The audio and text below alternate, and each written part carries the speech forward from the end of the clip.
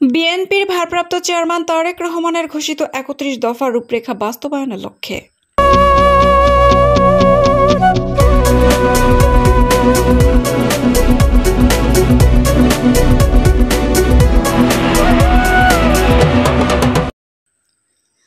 আসসালামু আলাইকুম।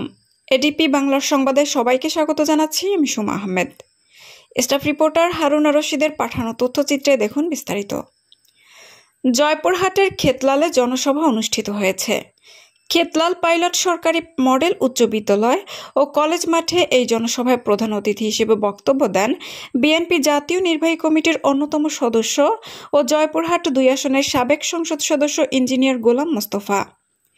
শনিবার অনুষ্ঠিত এ জনসভায় সভাপতিত্ব করেন জেলা বিএনপির সদস্য সর্দার লিয়াকত আলী। সভা সঞ্চালনা করেন খেতলাল থানা বিএনপির সাবেক সাংগঠনিক সম্পাদক নুরুজ্জামান মৃধা। প্রধান অতিথির বক্তব্যে ইঞ্জিনিয়ার গোলাম মোস্তফা বিএনপির ভারপ্রাপ্ত চেয়ারম্যান তারেক রহমানের ঘোষিত রাষ্ট্র মেরামতের ৩১ দফা রূপরেখা নিয়ে বিস্তারিত আলোচনা করেন। তিনি দেশের বর্তমান রাজনৈতিক পরিস্থিতি, অর্থনৈতিক সংকট এবং মানুষের ভোটাধিকার হরণের বিষয়গুলো তুলে ধরে সরকারের তীব্র সমালোচনা করেন। জনসভায় বিশেষ অতিথি হিসেবে উপস্থিত ছিলেন জেলা, খেতলাল থানা, পৌর এবং বিভিন্ন ইউনিয়ন বিএনপি নেতৃবৃন্দ। বক্তারা বর্তমান সরকারের দুঃশাসন থেকে মুক্তি পেতে এবং জনগণের অধিকার ফিরিয়ে আনতে সবাইকে ঐক্যবদ্ধ হওয়ার আহ্বান জানান। তার হাতে হাত রেখে তারের শিষ্যকে এগিয়ে নিয়ে যাবেন এই আশাবাদ ব্যক্ত করে আমি আমার সংক্ষিপ্ত করে চেপে পড়েছিল।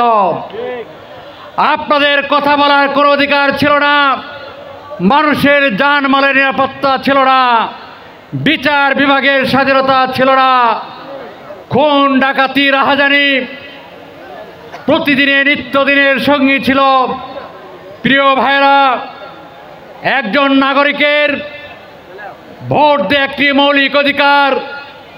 আপনাদের এই মৌলিক অধিকার দীর্ঘ ১৫টি বৎসর স্বৈরাচার খুনি শেখ হাসিনা কেড়ে নিয়েছিল। আপনারা জাতীয় সংসদ নির্বাচনে ২০১৪ সালে আপনারা ভোট দিতে পারেন নাই।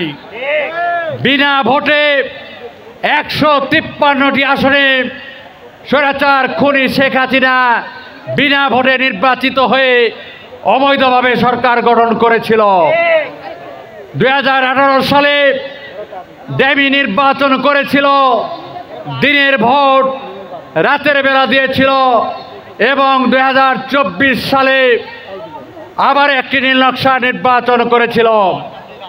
আমি আপনাদের কাছে বলতে চাই, এই ১৭টি বৎসরের মধ্যে প্রায় 10টি বৎসর বিএনপির চেয়ারপারসন তিনবার নির্বাচিত সাবেক সফল প্রধানমন্ত্রী গণতন্ত্রের মাহা ২০১৩ সালে যে আন্দোলন কর্মসূচির ডাক দিয়েছিল, সেই প্রত্যেকটি কর্মসূচি এই খেতলালের মাটিতে আপনাদেরকে সঙ্গে নিয়ে প্রত্যেকটি জাতীয় কর্মসূচি আমরা সফলভাবে পালন করেছিলাম।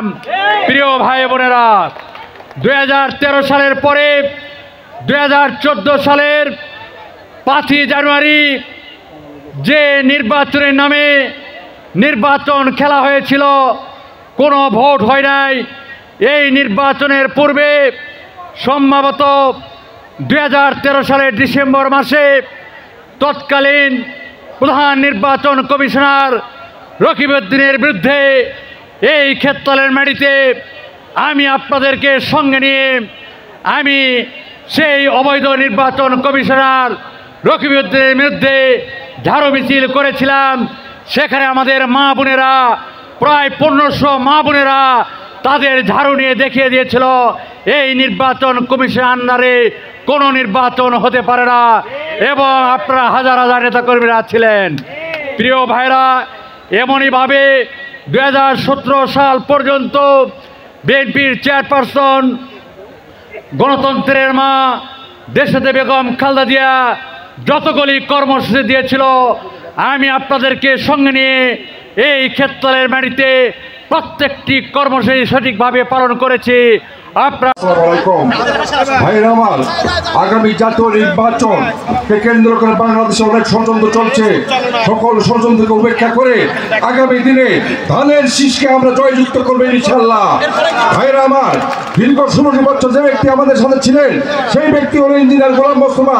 আগামী দিনে তাকেই মনোনয়ন দেওয়া হবে ইনশাল্লাহ। এইবারে আমি আমার কথা শেষ করলাম। সবাইকে ধন্যবাদ। আসসালামু আলাইকুম। 2 আসনের নমিনেশন নিয়ে বিজয়ী হয়ে আসবেন এবং তাকে জয়যুক্ত করে আমাদের দেশনায়ক জনাব তারেক রহমানের হাতকে শক্তিশালী করবেন এবং বিএনপিকে আমাদের রাষ্ট্রীয় ক্ষমতায় আনবো, এই আশাবাদ ব্যক্ত করে সবাইকে আমার উদাত্ত আহ্বান জানাচ্ছি। সবাই ভালো থাকবেন, সুস্থ থাকবেন। বেগম খালেদা জিয়া জিন্দাবাদ, খাতারুন্নের অহংকার, তারেক রহমান জিন্দাবাদ। আপনাদের সবাইকে ধন্যবাদ। আসসালামু আলাইকুম। করে ক্ষেত্রালের মানুষ ইঞ্জিনিয়ার মোস্তফার সমর্থক, ঠিক কিনা?